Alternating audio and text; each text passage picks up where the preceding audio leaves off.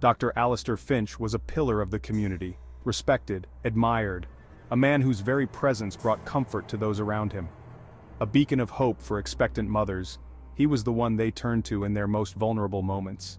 His clinic, a haven of modern medicine and comforting pastels, was a sanctuary for those seeking care and reassurance.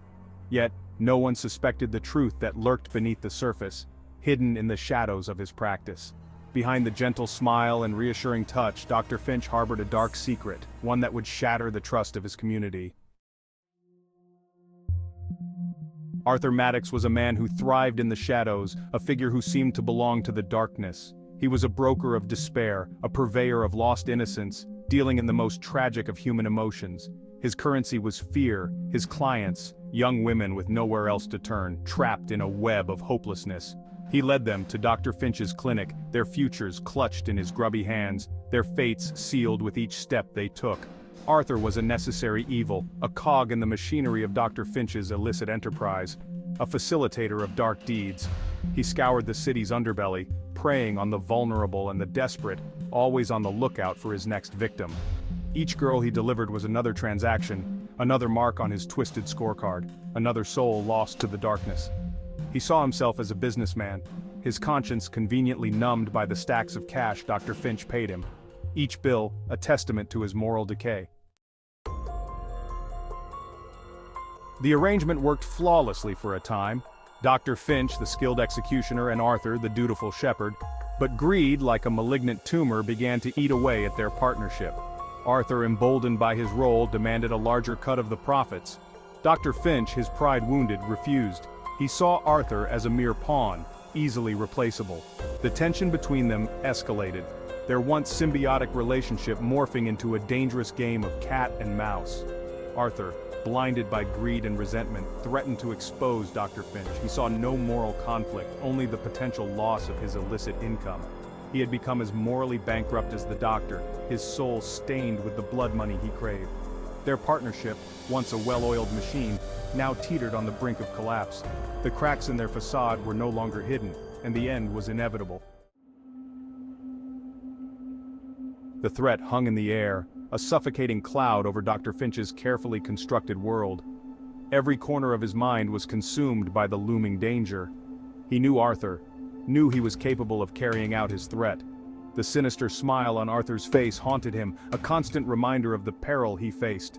The doctor, a man accustomed to operating in the shadows, saw only one solution, one final, terrifying act to protect his secret. One stormy night, Arthur disappeared. The rain poured down, masking the sounds of his departure. He was last seen entering Dr. Finch's clinic, his silhouette swallowed by the darkness. The flickering clinic sign was the last witness to his presence.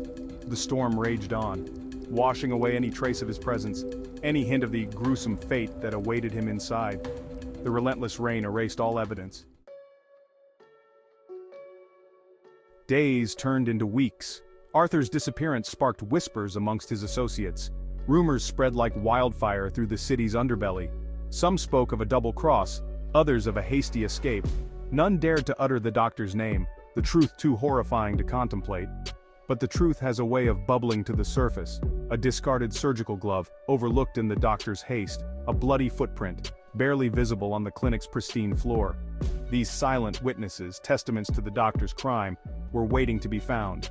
The police, initially dismissive of Arthur's disappearance, began to connect the dots. His association with Dr. Finch, the whispered rumors, the discarded evidence all pointed to a chilling conclusion. The truth was finally coming to light. The stench hit them first, a cloying metallic odor that clung to the back of the throat. The detectives, armed with a warrant, entered Dr. Finch's clinic, their faces grim, their eyes hardened by years of witnessing the darkest corners of humanity. What they found sent shockwaves through the city.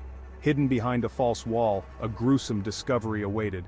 Arthur's dismembered body, wrapped in surgical sheets, lay discarded like medical waste. And if that wasn't horrifying enough, another horror unfolded before their eyes.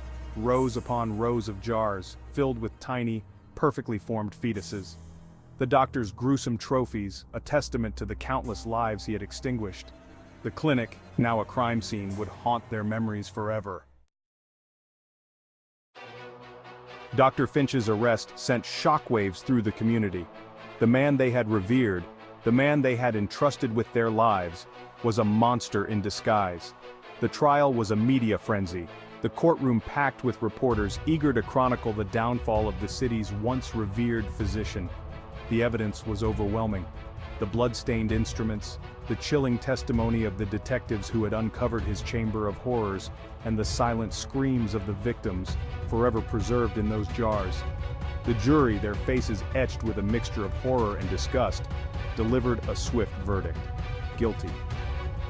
As Dr. Finch was led away in handcuffs, the community began to grapple with the betrayal.